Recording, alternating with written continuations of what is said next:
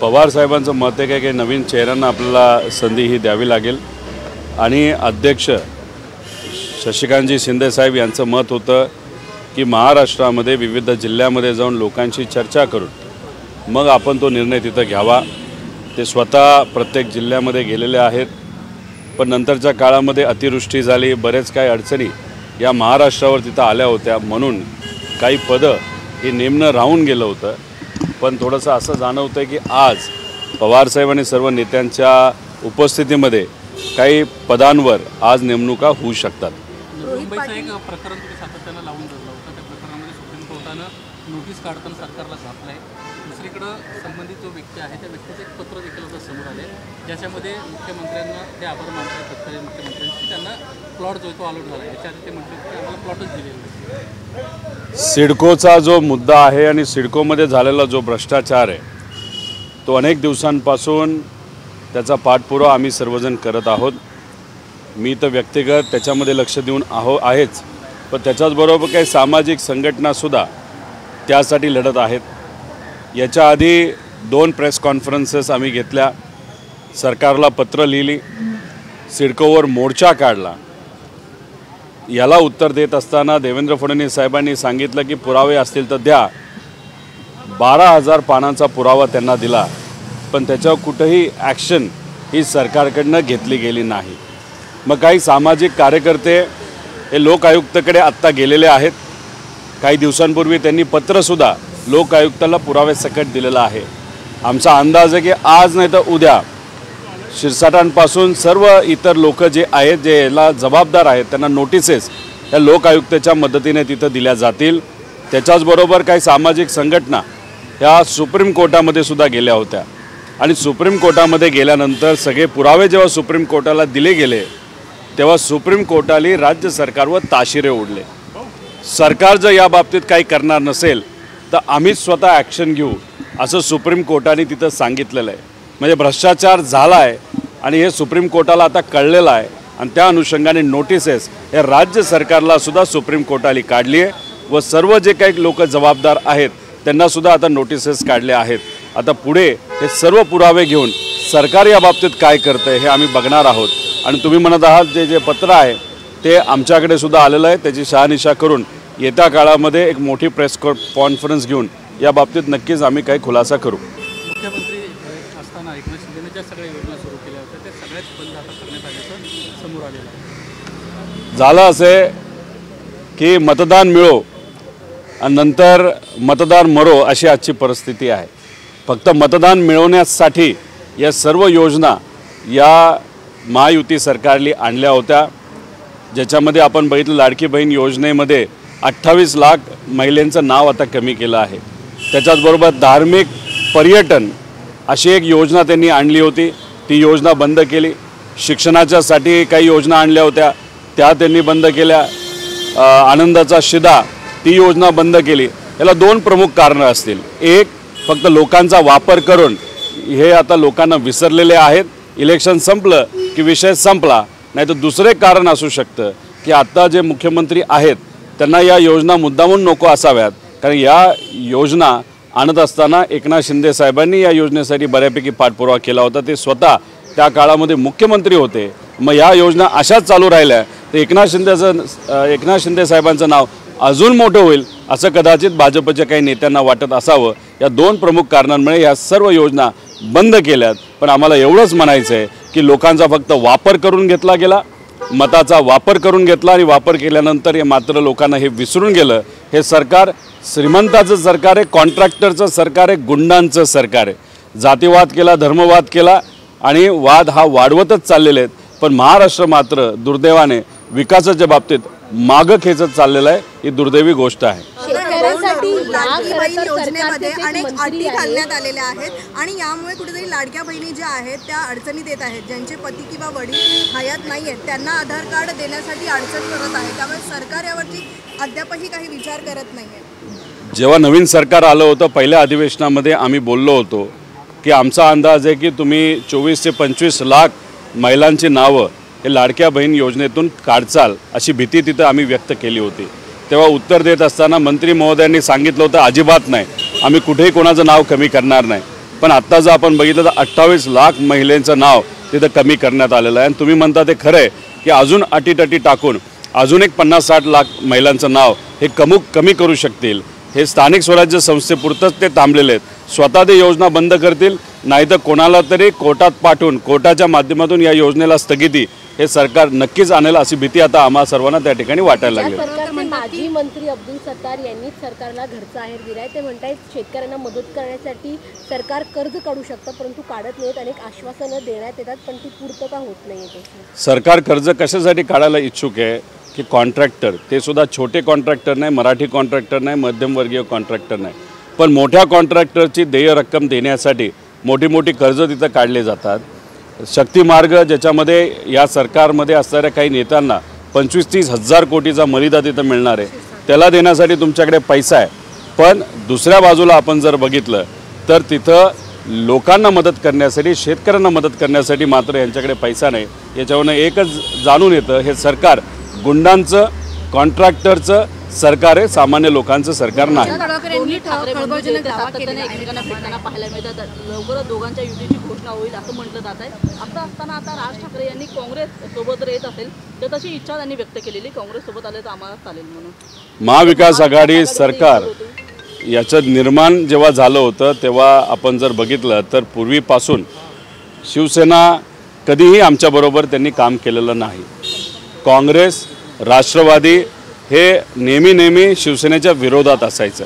पण महाराष्ट्राच्या हितासाठी कॉमन मिनिमम प्रोग्राम हा आखला गेला, पत्रव्यवहार झाला, तिथं काही गोष्टी ब्लॅक अँड व्हाईट म्हणजे पत्रावर तिथं आणल्या. वागायचं कसं, बोलायचं कसं, महाराष्ट्राचा विकास कसा करायचा, कुठल्या मुद्द्यांवर आपण काम कसं करायचं, आणि त्यानंतर महाविकास आघाडी ही निर्माण झाली. आणि नंतर महाविकास आघाडीने उत्कृष्ट असं काम महाराष्ट्रामध्ये केलेलं आपण सर्वांनी बघितलेलं आहे. आता मनसे जर महाविकास आघाडीमध्ये यायला इच्छुक असेल आणि सर्व मोठ्या नेत्यांनी जर ठरवलं तर मला असं वाटतं की जसं कॉमन मिनिमम प्रोग्राम हा महाविकास आघाडीच्या काळामध्ये झाला होता तसा मनसेंच्या बाबतीतसुद्धा कॉमन मिनिमम प्रोग्राम हा जर झाला आणि जर काँग्रेस आणि इतर पक्षांनी त्याला सहमती दिली तर एकत्रित येऊसुद्धा शकतात. पण ही फक्त सुरुवात आहे. येत्या काळामध्ये काय होते आपल्याला बघावं लागेल. गोपीचंद पडळकर यांनी एक विधान केलेलं आहे, मुस्लिमांसाठी भारत युद्धाचं घर आहे, हे बाबासाहेब आंबेडकर यांनी आपल्या पुस्तकात लिहिलंय. त्यांनी असं म्हटल्यानंतर नव्या वादाला तोंड फुटू शकते. भाजपच्या कुठल्याही नेत्यांनी विश्वरत्न डॉक्टर बाबासाहेब आंबेडकरांनी काय कार्य केलं, किती त्यांचं मोठं कार्य केलं होतं याच्यावर अर्धा तास भाषण एकदा करून दाखवावं.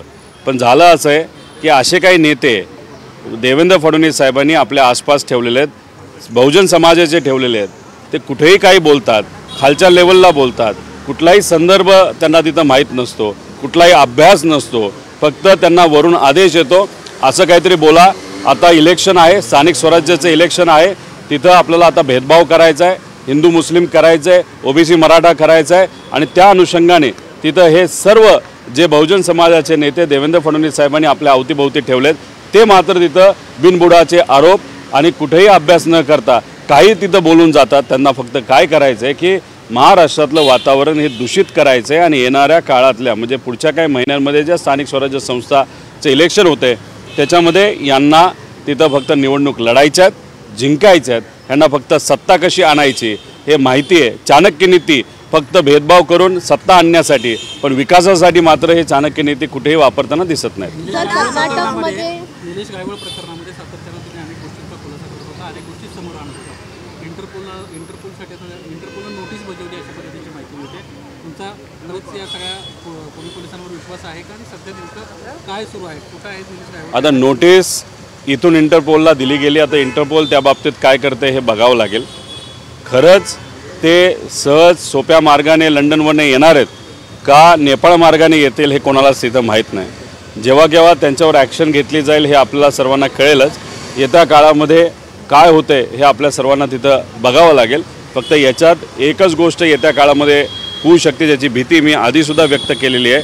दंगेकर भाऊ त्यांना आता शांत केलेलं आहे, पण त्यांनी पहिल्यांदा हा मुद्दा तिथं पुढं घेतला होता.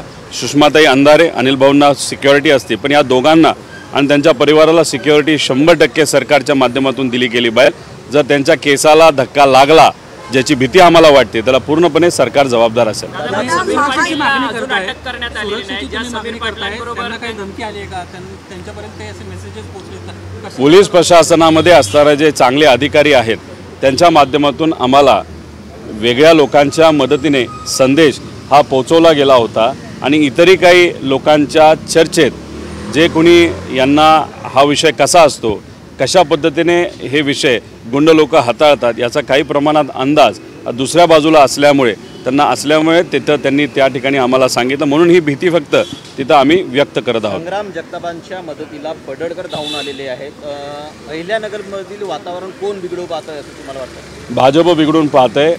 2029ला संग्राम जगताप हे दादांच्या पक्षातून लढतील असं मला वाटत नाही. ते भाजपमधून लढणार आहेत आणि जसं संग्राम जगतापांच्या बाबतीत भाजपने एक जाळी पसरली होती त्यात ते आता अडकलेले आहेत आणि 29ला संग्राम जगताप हे भाजपमधून लढतील. त्यामुळे BJPचे नेते 100% संग्राम जगतापाला पाठबळ देतील, कारण येत्या काळामध्ये ते भाजपमध्ये प्रवेश 100% करतील आणि फक्त संग्राम जगतापपुरते हा विषय राहणार नाही. येत्या काळामध्ये अजितदादांचे अनेक आमदार आणि एकनाथ शिंदे साहेबांचे अनेक आमदार भाजप हळूहळू आपल्याकडे करेल आणि येत्या 2029ला सबळावर भाजप तिथं लढेल. त्यावेळेस या दोन पक्षांसाठी खूप वेळ ही जाऊन गेली असेल असं वाटतं. फडणवीसांनी तंबी दिली आणि संग्राम जगतापांना दादांनी तंबी दिली आहे, तरी पण वातावरण त्या ठिकाणी दुरुस्त होताना पाहायला मिळत नाही. आक्रमक वक्तव्य होताना पाहायला मिळत आहेत. तुमच्या प्रमुख नेत्याने नाही तर पक्षाचा प्रमुख नेता ज्याने तो पक्ष हा उभा केला असा नेता जर तुम्हाला बोलत असेल तरी तुम्ही ऐकत नसाल. त्याच्यावरून एकच समजतं की आता संग्राम जगतापांनी त्यांचा नेता बदललेला आहे. कुठेतरी देवेंद्र फडणवीसांना, कारण द्वेषाचं राजकारण आणि भाष्य हे भाजपशिवाय दुसरं कोणी करू शकत नाही. त्यामुळे संग्राम भाऊंनी त्यांचा नेता आता बदलला असं आपल्याला आता कुठेतरी सिद्ध व्हायला लागलेला आहे. राष्ट्रवादीच्या अजित पवार पक्षामध्ये आता शाहू फुले आंबेडकर यांच्या विचारधारा तो विषय होता, विचारधारा होती ती आता संपली असं म्हणावं लागेल. मग असं दिसतंय तुम्ही ॲक्शन घेत नाही, तुम्हाला फक्त नोटीस पाठवून होत नसतं. तुम्हाला कुठंतरी त्या आमदारांचं तुम्हाला पक्षातून काढून टाकावं लागेल. तो व्यक्ती आमच्या पक्षात नाहीच असं कुठंतरी तिथं सांगावं लागेल. जोपर्यंत तुम्ही कडक कारवाई करत नाही, जोपर्यंत तुम्ही आमदारकी तिथं घालवत नाही, तोपर्यंत लोक तुमच्यावर विश्वास ठेवणार नाही. नोटिसेस बऱ्याच लोकांना मिळत असतात, दिल्या जात असतात, पण त्यातून काय होत नसतं. एक कडक संदेश जोपर्यंत देत नाही तोपर्यंत आपल्याला हेच समजून घ्यावं लागेल की या पक्षामध्ये शिवशाहू फुले आंबेडकरांचा विचार हा नाही आहे. एकीकडे अजित पवार वारंवार आपल्या पक्षाच्या बैठकीतून सांगतात की पक्षांतर्गत कट्टरपणा चालणार नाही किंवा मग जातीवाचक तुम्ही बोलू नका असं वारंवार सांगून सुद्धा संग्राम जगताप हे अशा प्रकारे त्यांनी भूमिका घेतलेली आहे. तर त्यामुळे काय वाटतं? काय नाही, भाजपने ऑपरेशन लोटस सुरू केलेलं आहे. आधी उद्धव ठाकरे साहेबांचा पक्ष त्यांनी फोडला, आदरणीय पवार साहेबांचा पक्ष त्यांनी फोडला आणि ते ऑपरेशन लोटस त्यावेळेस त्यांनी जे सुरू केलं होतं अजूनपर्यंत संपलेलं नाही. आता ते ऑपरेशन लोटस हे सत्र 2 ज्याच्यामध्ये एकनाथ शिंदे साहेबांचा आता पक्ष फोडायचा आणि अजितदादांचा पक्ष फोडायचा हेच आपल्याला तिथं म्हणावं लागेल. त्यामुळे हे जे काही छोटे नेते आहेत, जे आमदार आहेत, ज्यांना आता कुठेतरी वरदाहस्त हा भाजपकडनं मिळालेला आहे, देवेंद्र फडणवीस साहेबांकडनं मिळालेलं आहे, अशी लोक बॅकआउट होतील असं मला वाटत नाही. हळूहळू आता स्थानिक स्वराज्य संस्थेचं इलेक्शन एकदा संपू द्या, त्यानंतर मोठ्या प्रमाणात अनेक आमदार हे BJPकडे वळतील असं वाटतंय. पण त्यांनी काही केलं तरी लोक त्यांना स्वीकारतील असं मला वाटत नाही. महाज्योतीच्या विद्यार्थ्यांनी अजित पवारांवरती आरोप केलेले आहेत. अजितदादा हे सारथी आणि बार्टीच्या विद्यार्थ्यांना निधी देतात पण मात्र महाज्योतीच्या विद्यार्थ्यांना देत नाहीत. अजित पवारांवरती आरोप केले, त्यामुळे महाज्योतीच्या विद्यार्थ्यांनी, त्यामुळे अजित पवार मराठा आणि OBCच्या विद्यार्थ्यांमध्ये भेदभाव करत असल्याचा हा आरोप त्यांच्याकडून होता. त्या मुलांना मला एवढंच सांगायचं आहे की महाज्योतीचे विद्यार्थी, सारथीचे विद्यार्थी, बार्टीचे विद्यार्थी यासाठी आम्ही सर्वजण लढत आहोत. मी सुद्धा त्या आंदोलनाला गेलो होतो जिथं जे PhDचे विद्यार्थी आंदोलन करत होते. सरकारकडनं कुणीही त्यांना भेटायला आलं नाही. मी स्वतः तिथं गेलो, लगेचच्या लगेच चंद्रकांतदादा पाटलांना मी तिथं भेटलो. एक कमिटी फॉर्म केली गेली आहे आणि त्या कमिटीमध्ये निर्णय घेतला जाईल. मला त्यांना एवढंच सांगायचं आहे की फायनान्स मिनिस्टर म्हणून दादा नक्कीच निधीसाठी जबाबदार आहेत. त्याच्याचबरोबर तुम्ही दुसऱ्या बाजूला जर बघितलं तर सगळ्या फाईल ह्या देवेंद्र फडणवीस साहेबांकडे जातात. त्यामुळे एका नेत्यापेक्षा हे सरकारच या गोष्टीसाठी जबाबदार आहे. त्याच्यामध्ये दोन्ही उपमुख्यमंत्री येतात, त्याच्यामध्ये मुख्यमंत्री येतात. त्यामुळे लढत असताना सरकारच्या विरोधात लढणं महत्त्वाचं आहे. जेव्हा तुम्ही एका नेत्याच्या विरोधात भूमिका घेता आणि दुसऱ्या नेत्यांना तसंच सोडून देतात तेव्हा आपलं काम होत नसतं. सरकारला टार्गेट करणं हे महत्त्वाचं आहे आणि सरकारच पूर्णपणे या सर्व विद्यार्थ्यांना न्याय देण्यासाठी कमी पडतंय असं आमचं ठाम मत आहे. पनवेलला मागच्या 10 दिवसांपासून आमरण उपोषण शेतकरी करतात. खरं तर आता उद्या सामंत देखील वरती आले होते. तुम्ही त्यांची भेट झाली का? आणि आज त्या आंदोलकांची परिस्थिती वाईट आहे, त्यांच्याकडे कोणी जात नाही, अधिकारी जात नाही, तुम्ही जाऊन आला होता? गेल्या 4 दिवसामध्ये म्हणजे मी स्वतः पनवेलच्या त्या शेतकऱ्यांना तिथं भेटलो. त्यानंतर कलेक्टर साहेबांशी मी बोललो, MIDCच्या अधिकाऱ्यांशी बोललो. दुसऱ्या दिवशी प्रांत अधिकारी हे तिथं आले होते, आरो तिथं आले होते, चर्चा झाली. पण काही गोष्टी अजून त्या शेतकऱ्यांना मान्य नाही. त्याच्याचबरोबर नंतर मग ॲडिशनल कलेक्टरला नियुक्ती करण्यात आली, ते सुद्धा तिथं भेटले. काही गोष्टी त्यांना मान्य नाही. मी परत एकदा आता इथंसुद्धा मंत्री महोदयांना विनंती केलेली आहे, कलेक्टरांना विनंती केलेली आहे. त्यांची आरोग्याची परिस्थिती त्या सर्व शेतकऱ्यांची अतिशय हलाखीची झालेली आहे. त्यामुळे लवकरात लवकर त्या सगळ्या गोष्टींकडे लक्ष द्या. आजपर्यंत आत्तापर्यंत त्या विषयात आम्ही राजकारण केलेलं नाही, पण याच्यापुढे जर तिथं असणाऱ्या लोकांना पाहिजे असेल तर आम्ही राजकीय ताकदसुद्धा त्या लोकांच्या पाठीमागे उभी करू. पण आज महत्त्वाचं काय, राजकारणापेक्षा त्या 9-13 शेतकऱ्यांचं आरोग्याचं महत्त्व हे जास्त आपल्या सर्वांसाठी महत्त्वाचं आहे. त्यामुळे त्या गोष्टीकडे लक्ष देत लवकरात लवकर आंदोलन हे मागे नाही तर उपोषण मागे कसं घेता येईल त्यासाठी सरकारकडनं पावले ही टाकली गेली पाहिजे. दादा, तुम्ही बिवलकरांचा ज्या पद्धतीने घोटाळा काढला 5,000 कोटी रुपयांचा, त्याच पद्धतीने मुंबईमध्ये देखील कांदळवनाची जवळपास 350 एकरची जमीन जी आहे ती आता नष्ट करण्यात येताना आपल्याला पाहायला मिळतं. तिथे देखील मोठ्या प्रमाणात भ्रष्टाचार होतोय असा आवाज जो आहे तो अनिल परब यांनी उचललेला असल्याचं पाहायला मिळतं. अनिल परब साहेब जे बोलत आहेत ते योग्य बोलत आहेत. आज मुंबई महानगरपालिकेच्या परिसरामध्ये म्हणजे या मुंबई शहरामध्ये आपण जर बघितलं तर काही ठराविक कॉन्ट्रॅक्टर आणि बिल्डर यांची एक टोळी निर्माण झालेली आहे आणि त्या टोळीच्या मदतीने छोट्या कॉन्ट्रॅक्टरला, छोट्या बिल्डरला तिथं मारलं जातं आहे आणि मग स्वतःच्या राजकीय ताकदीचा उपयोग करून काही मोठे प्रोजेक्ट SRA इतर गोष्टी ते मिळवण्याचा प्रयत्न तिथं करतात. आणि हे कांदळवनचा जो विषय आहे तिथंसुद्धा अतिक्रमण करून, हे फॉरेस्टचा एक भाग असतानासुद्धा अतिक्रमण करून तिथं धंदा आणि पैसे कमवण्याचा प्रयत्न केला जातो. याला राजकीय वर्धास्त असल्याशिवाय ह्या गोष्टी होऊच शकत नाही. त्यामुळे राज्याच्या मुख्यमंत्र्यांनी या विषयावर बोललं गेलं पाहिजे, तिथं लोकांना सांगितलं गेलं पाहिजे. आणि अशा पद्धतीने जर शासकीय जमिनीवर आणि ज्या जमिनीवर आपल्याला बिल्डिंग कन्स्ट्रक्शन हे अलाउडच नाही अशा ठिकाणी जर बिल्डिंग होत असेल आणि पैसा काही लोक कमवत असेल तर सरकार या सर्व मोठ्या कॉन्ट्रॅक्टर आणि बिल्डरच्या पाठीमागे भक्कमपणे उभं आहे आणि त्यातून मलिदा हा सरकारमधल्या काही नेत्यांकडे 100% पोहोचतो असं आपल्याला म्हणावं लागेल. तुम्ही आता पनवेलच्या आंदोलनाचा उल्लेख केला, ते सर्व आंदोलक तिथंच एक विषय समोर आला, सर्व आंदोलक टाकीवर चढले तर खाली उतरायला तयार नाही आहे जोपर्यंत विषय मात्र. आता सरकारला आता आम्ही विरोधात आम्ही विनंती केलेली आहे. परत एकदा म्हणजे आता मंत्री महोदयांना सुद्धा आम्ही सांगितलेलं आहे, परत एकदा त्यांना विनंती करतो की आता हे सर्व टाकीवर चढलेले आहेत शेतकरी, त्यामुळे त्यांना न्याय द्यायचा असेल तर लवकरात लवकर चर्चा करून न्याय देण्याची भूमिका सरकारने तिथं घ्यावी. आम्ही सर्व शेतकऱ्यांबरोबर तिथं आहोत. त्यामुळे आजचाच तो दिवस, आजच निर्णय घेण्याची जरूरत आहे.